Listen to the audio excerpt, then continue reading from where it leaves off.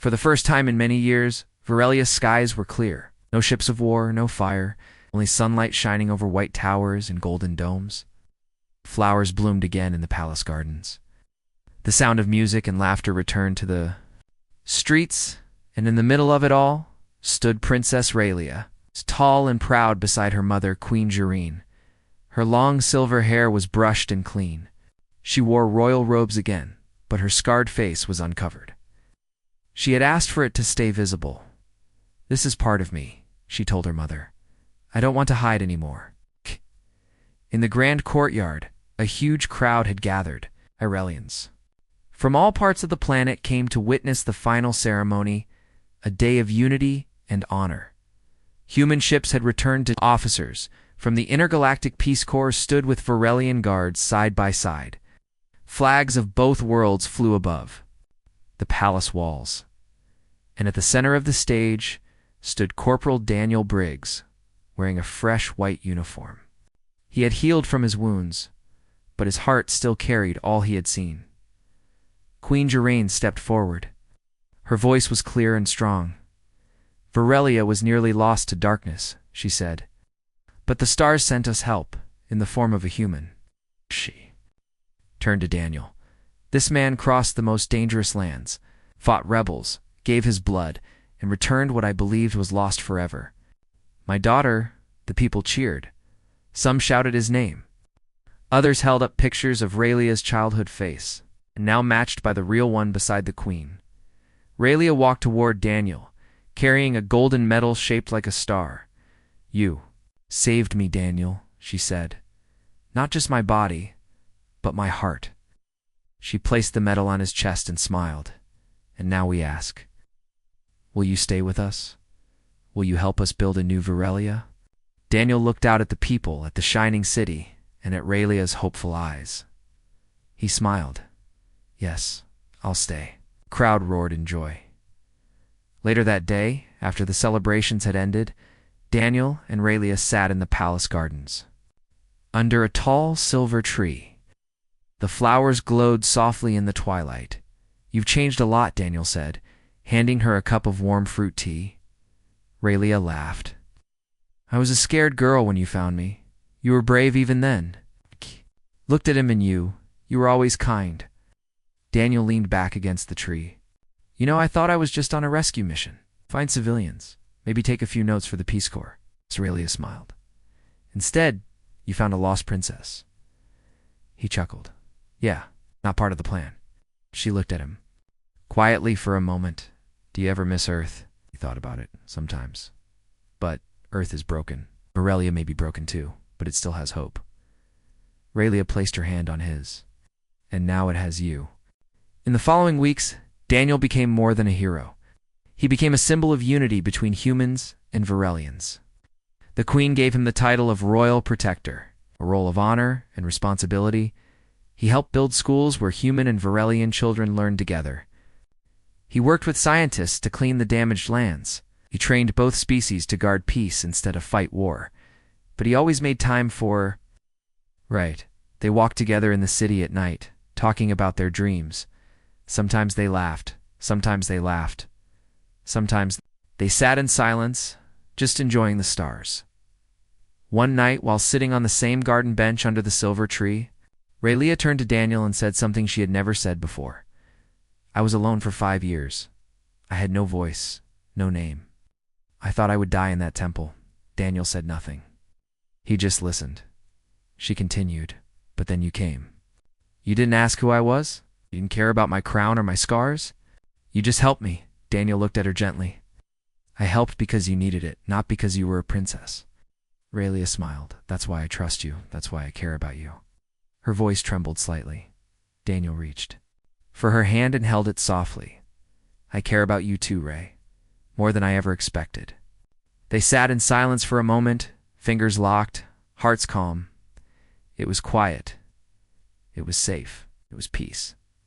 The next day, Queen Jareen called both of them to her private chamber. "I've ruled long enough," she said. "I see it clearly now. Verelia needs new hands. Young hands. Strong hands." Raylia stood still. "You mean..." The Queen smiled. Yes, you will take the throne. Soon. Raylia looked shocked. But I'm not ready. The queen placed her hand on her daughter's shoulder. You are. You've already won the people's hearts. And you'll have help. She looked at Daniel. If you accept, I want you. Beside her, not just as her protector, but as her partner. Ah! Daniel was speechless. He had come from a world of chaos, born in a ruined Earth city. And now an alien queen was offering him a place beside her daughter. He looked at Raylia. She was blushing, but her eyes were full of light. I'll stay, he said softly, as long as she wants me. I do, Raylia replied. A few weeks later, the grand crowning ceremony took place. Raylia wore a new crown, shaped like a blooming starflower, symbol of growth and rebirth. Her robes were white and gold, her steps firm. Daniel stood beside her, not in armor but in peaceful clothing, holding the royal staff. The people cheered as Raylia spoke her first words as queen. I once was lost. Now I lead. I once was silent. Now I speak for all. She raised her hand. This is a new age for Varelia, for humans, for all who believe in peace. Then she turned to Daniel. The two stood together before the people, the alien queen and the human who saved her. That night, the stars above Varelia were brighter than ever. Some said the skies were celebrating. Others believed it was the beginning of something far greater, a future where two worlds stood as one. And somewhere in the garden, under the silver tree, Daniel and Raylia sat together again, no longer lost, no longer alone. Peace had a name now, and that name, human. The sun was rising over the golden walls of Varelia's capital. Once it had been a city of peace and art. Now it was a city on the edge of war. Inside the palace, Queen Jareen stood in full royal armor. She had not worn it in years. Her guards waited quietly behind her. She looked out over the balcony toward the distant mountains. Her daughter was alive. She had read the human soldier's message herself. She's alive, under attack. But she's coming. Daniel Brigsit, Queens. The voice was steady. Prepare the gates. She's close, and the rebels know it. High in the mountains, Daniel Briggs helped Raylia climb down a rocky path. Her hands were scratched. Breathing was heavy. She kept going. The capital stood ahead, shining in the early light. Its towers reached into the sky. Raylia paused and looked at it. Home, she whispered. Daniel smiled.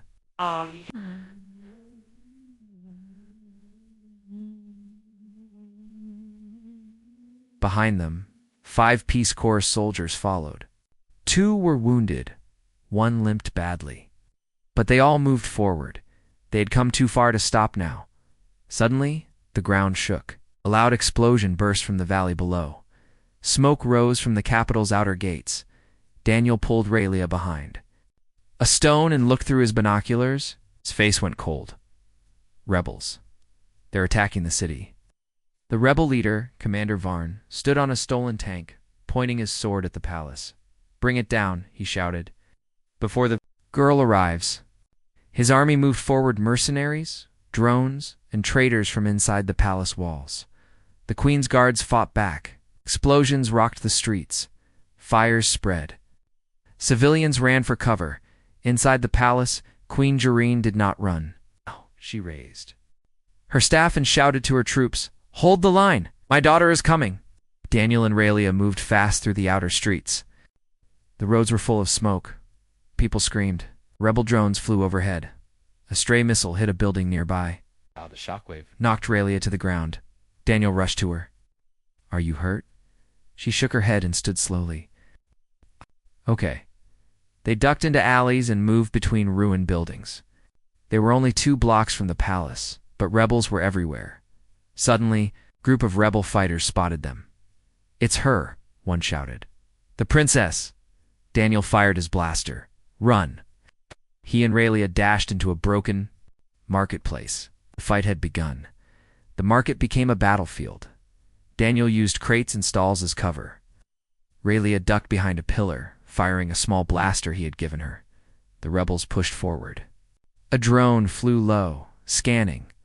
Raylia jumped up and threw a metal spear into the drone's eye. It exploded in the air. Daniel was hit in the arm but kept firing. Blood ran down his sleeve, but he didn't stop. "We have to reach the palace gate," he yelled. Raylia nodded. Together. Back at the palace, the queen saw the battle in the streets.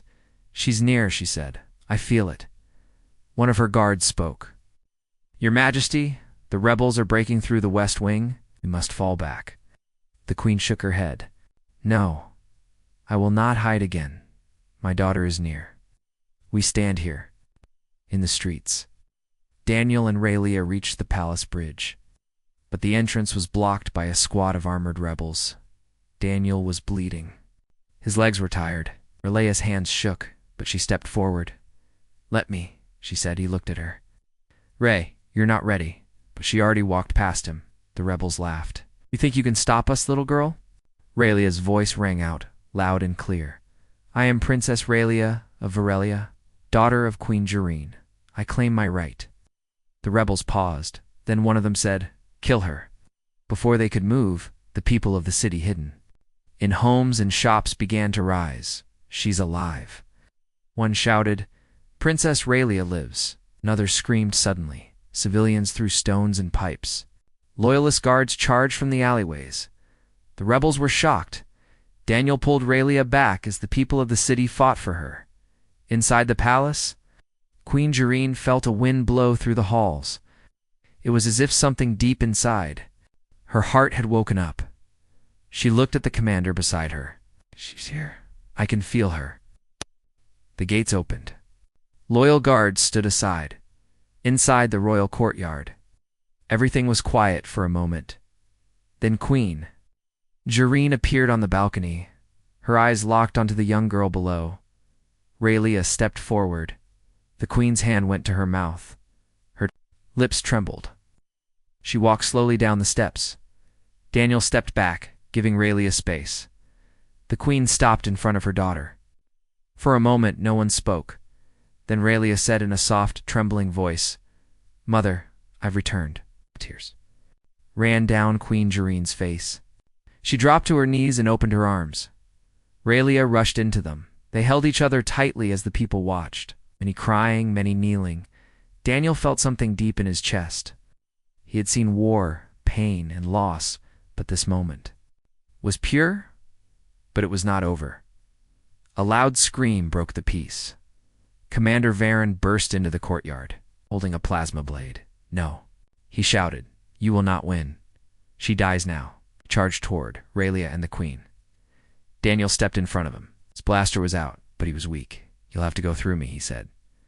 Varen laughed. "Easy," he raised his blade, but Raylia stepped forward. Standing between Daniel and the rebel leader, her voice rang like thunder. "I am the Princess of Varelia, and you will not touch my people." A golden light glowed from her pendant, a wave of energy pulsed from her chest. Varen's blade shattered. He screamed in pain and fell to his knees. Guards surrounded him. He was captured. The fight was over. Later that day, the capital was quiet again. Flags of peace flew over the palace. People gathered in the square as Queen Jareen and Princess Raylia stood together. The queen spoke first. "My daughter has returned. Varelia will heal. We will rebuild together." Then Raylia stepped forward and held up Daniel's hand. "This human saved me. He believed in me when I didn't believe in myself. He is our friend." The people cheered. Daniel smiled, a little embarrassed. The queen placed a medal on his chest. "From now on," she said, "you are a hero of Varelia." That night, Raylia and Daniel stood on the palace balcony. The stars were bright. Fires of war were gone. "Thank you, Daniel," she said. He looked at her. "You saved me too." They stood in silence for a while. Then Raylia whispered, "Will you stay?" Daniel smiled. "If you want me to." "Do," she said. They looked out over the city hole again because of them. The human dropship flew high above the war-torn lands of Varelia. Inside the ship, Daniel Briggs sat beside Raylia, the lost alien princess. Her head rested lightly on his shoulder, and her hands still trembled from the battle they had just survived. Daniel looked at her face, thin but beautiful, scarred but strong.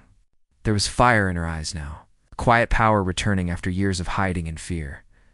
"You did good back there," Daniel said. Raylia looked up. "Good," he smiled. "Yes, very good." She gave him a small nod, then stared out the window. At the stars above and the planet below, in the Peace Corps Command Center, orbiting Varelia. The officers were in shock. "You're telling me that's Princess Raylia?" the general asked, staring at the screen. "Yes, sir," Daniel's voice replied through the comlink. "She's alive, and she saved my life."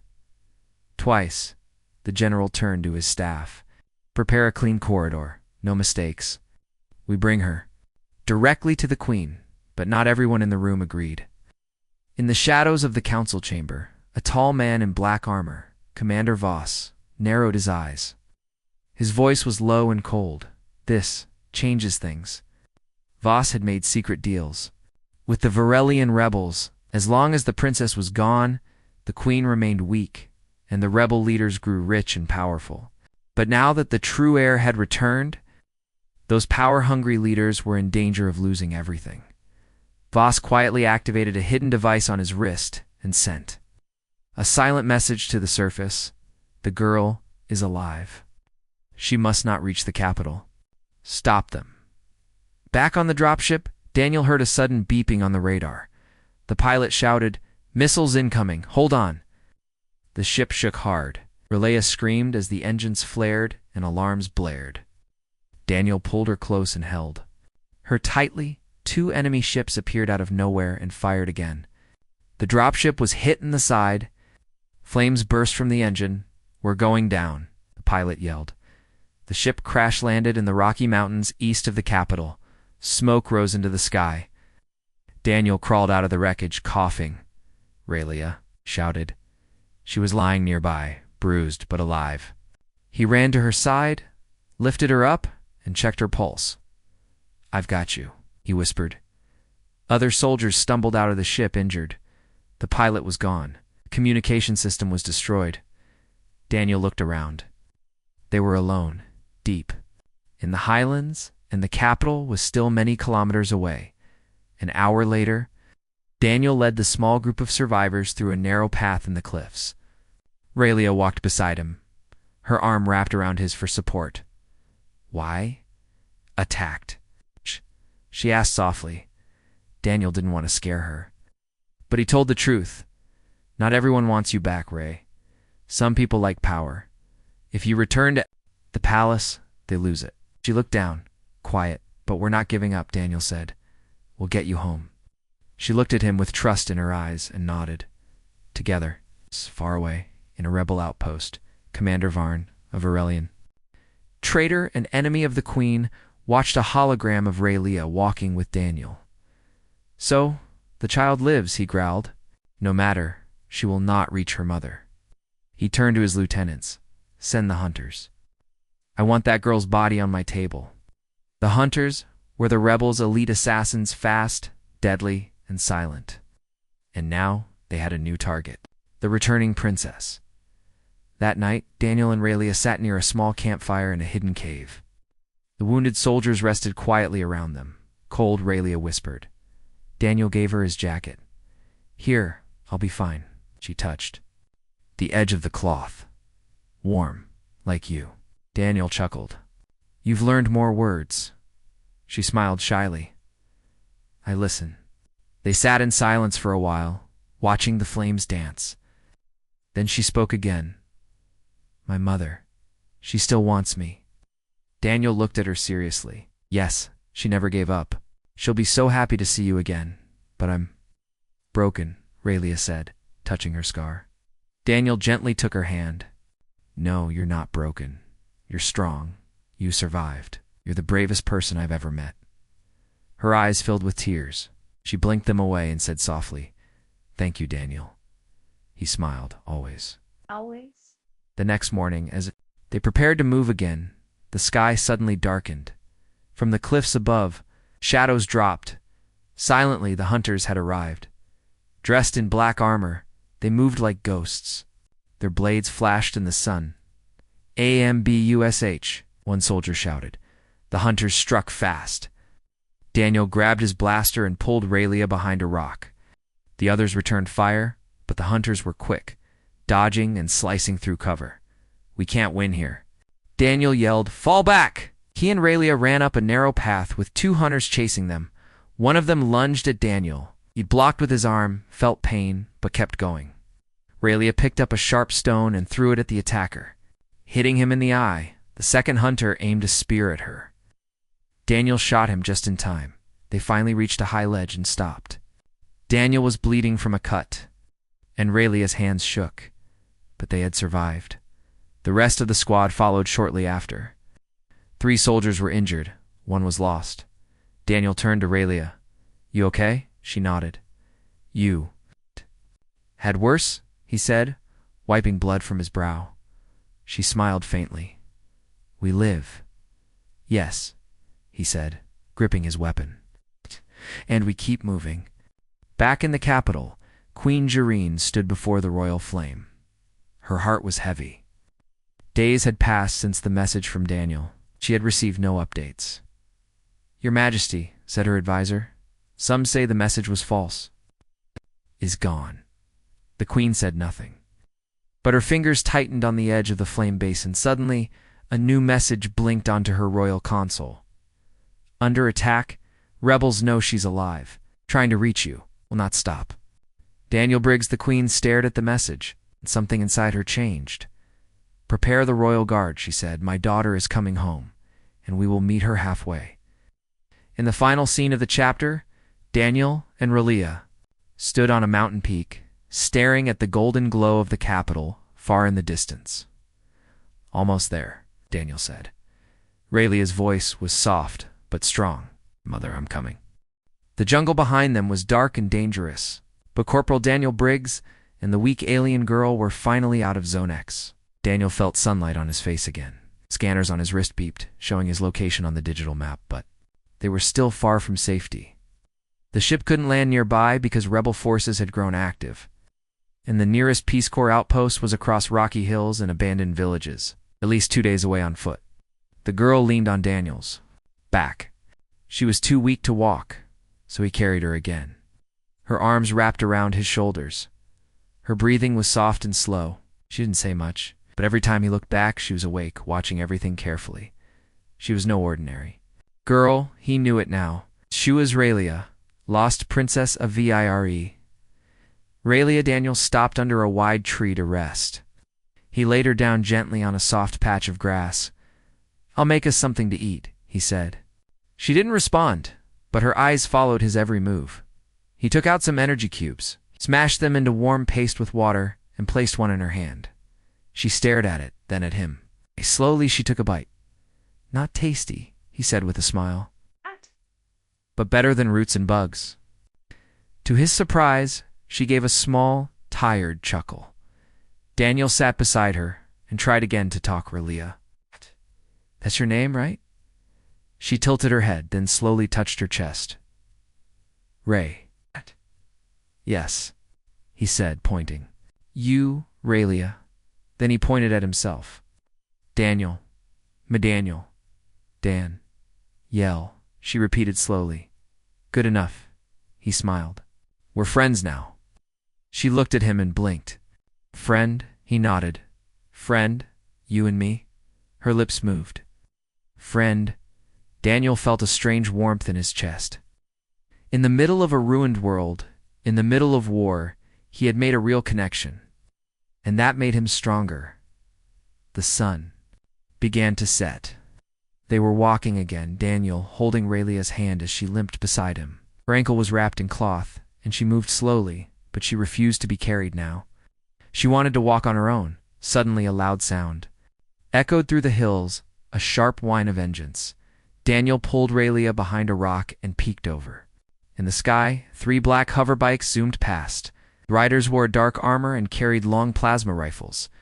"Scanners," Daniel whispered. "Rebel scouts." He pulled Raylia into a cave nearby. They waited in silence. Relia pressed close to him, her eyes wide. Her hand clutched his arm tightly. When the sounds faded, Daniel let out a breath. "They're hunting something," he said, "or someone." Relia touched the scar on her face. "Me," she whispered. Daniel looked at her. Why would they hunt you? You're the rightful princess." She stared at him, then slowly placed her hand over her heart and said, "Queen, no want me." Daniel frowned. "That's not true." She looked away, eyes sad. They traveled at night to avoid more rebel scouts. Daniel used his tracker to find old safe paths. At one point, they crossed a broken bridge above a wide canyon. Relia slipped, but Daniel grabbed her just in time.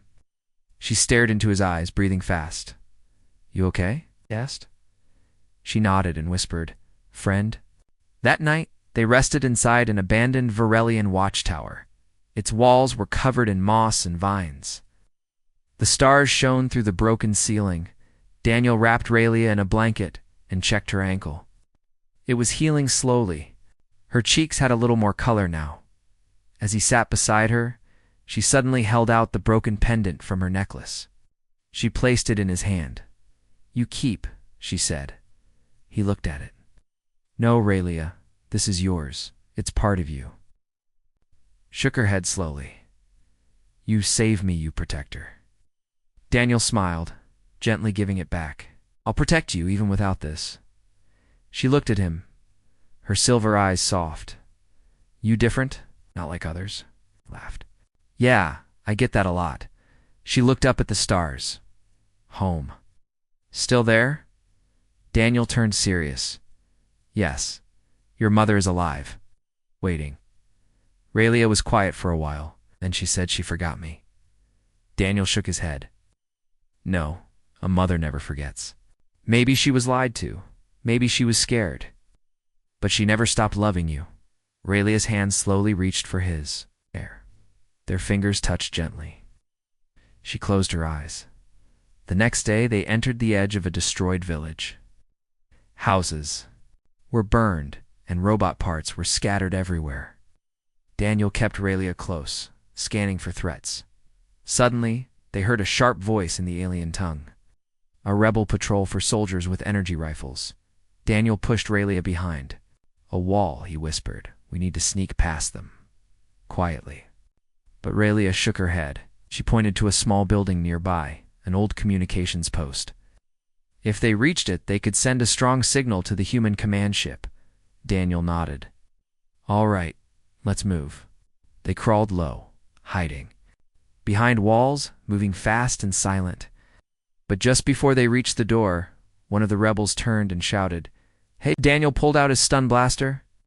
"Run!" he shouted. He and Relia ran into the building as plasma shots flew. Past, the door shut behind them. Daniel blasted the control panel to lock it. "Get to the console." He yelled, pointing to the glowing control board. Relia moved quickly, typing strange symbols. Daniel held the door as rebels tried to break it down. "Hurry," said she. Hit one final button. A green light blinked. "Signal. Sent," she said, panting. Daniel grinned. "You did it." Suddenly, the wall behind them exploded. Daniel fell, stunned by the blast. A rebel stepped in, aiming at Ray's lie, but Relia did not scream. She picked up Daniel's blaster and fired. The shot hit the rebel in the chest. He dropped. Smoke filled the room. Relia ran to Daniel's side. Daniel, he groaned. "I'm okay, you." "You shot him." She helped him sit up. "You protect me. I protect you." Daniel looked at her in awe. "You're stronger than anyone knows." 10 minutes later, a human dropship arrived above the village. The rebels fled. The Peace Corps landed and medics rushed to help. Daniel and Relia were safe for now as they flew up toward the stars. Relia looked down at the burned land. Then at Daniel. He reached over and took her hand. "You're going home, princess," she whispered with friend. Long ago, the planet Varelia was filled with life, art, and music. Its buildings floated in the air, and its royal palace touched the clouds. But now, The skies were black with smoke, and the land was broken. War had taken everything. The royal family had lost many members, and the Queen Jareen believed her only daughter Raylia had died 5 years ago in an ambush. The Queen's heart had become stone. Her daughter was only 10 years old when she disappeared. Some believed rebels had taken the child. Others whispered the princess had run into the forbidden forest and never returned. The queen never said a word about it after that. But sometimes in the dead of night, she stood alone by the balcony, eyes looking toward the dark mountains, hoping far above Varelia. Inside a large human spaceship orbiting the planet, Corporal Daniel Briggs sat alone in a metal room, reading a report. He was 23, a trained scout in the Intergalactic Peace Corps. Humans had come to help stop the alien war on Varelia, but most missions ended in failure. The land was too wild. The people didn't trust outsiders. Daniel's next task made even the senior officers quiet. "You're going into Zone X?" one officer asked, eyes wide. "No one ever comes back from there." "That's where the last missing signals came from," Daniel said. "If civilians are alive, we need to try." Zone X was an ancient part of Varelia, covered in thick jungle, broken ruins, and strange energies that made machines fail. It was said to be cursed. But Daniel wasn't afraid. He had grown up on a broken earth and knew what it was like to live in dangerous places. Daniel landed his small scout pod near the edge of Zone X. As soon as he stepped out, he felt its silence. No birds, no wind, no sound at all. The air was thick and heavy. His scanner beeped once, then died. "Great," he muttered. "No tech, no backup." He moved slowly, carefully, through vines and fallen stones. The ground was covered in bones, not human, but large alien ones, statues, with glowing eyes stared at him from the ruins. He found the broken remains of old camps, burned supplies, and strange symbols on walls. After 4 hours of walking, he reached a half-buried stone temple. It was ancient, cracked, and silent. Daniel entered, flashlight in hand. Inside, the air was cooler. He moved past dusty hallways and saw signs of recent life. Broken food packs, a handmade bed, a child's old toy. Then he heard a soft cough. He turned quickly and raised his light. In the corner of the room, half hidden behind broken stones, was a figure. Small, thin, covered in dirt and old cloth. It looked up at him with fear in its eyes, large silver eyes like the moon. One eye was scarred and cloudy, the other sharp. And clear it was a female Varelian, young, maybe around 15 or 16 in human years. She tried to crawl back, but her leg was twisted, her body weak. "I'm not here to hurt you," Daniel said, slowly kneeling. "I'm human, from the Peace Corps." The girl said nothing. Her lips were dry, her face thin. She looked like she hadn't eaten in days. Daniel slowly opened his bag and took out water and soft food. He placed them on the ground and stepped back. The girl stared at him for a long moment. Then, slowly, she reached for the water. She drank like she hadn't had clean water in weeks. "What's your name?" Daniel asked gently. She didn't answer. But then, she reached inside her rags and pulled out a broken necklace. The charm. At the end was old gold and shaped like a Varelian crest, the royal family's mark. Daniel's eyes widened. "You're a princess," she whispered something in her own language. He didn't understand most of it, but he caught one. Word, mother. Her voice was weak, but it shook Daniel to the core. He looked at her again, more closely this time. The scar on her face, the silver hair, the royal mark, it matched the old pictures shown to human officers when they first arrived on Varelia. This wasn't just a lost girl. She was Princess Raylia, the one everyone thought was dead. Daniel's heart raced. He checked her condition, bruises, a broken ankle, and signs of long starvation. If he didn't act fast, she could die. "Getting you out of here," he said. "You're going home." Of course, she didn't understand his words, but when he gently picked her up, she didn't fight. She simply leaned against him, too tired to move. Her hand clutched the necklace tightly. Carrying her through Zone X was like walking through a nightmare. The jungle seemed alive. Twice, Daniel had to hide from strange machines crawling through the trees. They scanned the area and moved on. Were they hunting her? He didn't know. He gave her small amounts of food and water, helped her drink, and covered her with his jacket at night. She said little, but every time she looked at him, there was less fear. One night, as he helped her sit up to drink, she touched his chest with her hand and softly said, "Safe." He smiled. "Yeah, you're safe now." She smiled back. 4. The first time, it was a small smile, but it gave Daniel strength. After 3 days of walking, they reached the edge of Zone X. His cums began to work again. He quickly called the ship. "This is Corporal Briggs. I've found a Varelian survivor. Female, teenage, royal pendant. She could be the missing princess." There was silence, then a shocked reply. "Say again, Corporal?" "Did you say the princess?" "I'm bringing her back," Daniel said. "She's alive." In the royal palace, Queen Jareen sat in her empty hall. The message came on a silver screen. She stared at the words for a long time. "Your daughter lives. I will bring her back." Human soldier she closed her eyes and shook. Was this another lie? Another false hope? Deep inside her heart, something whispered ... Maybe this time it was real.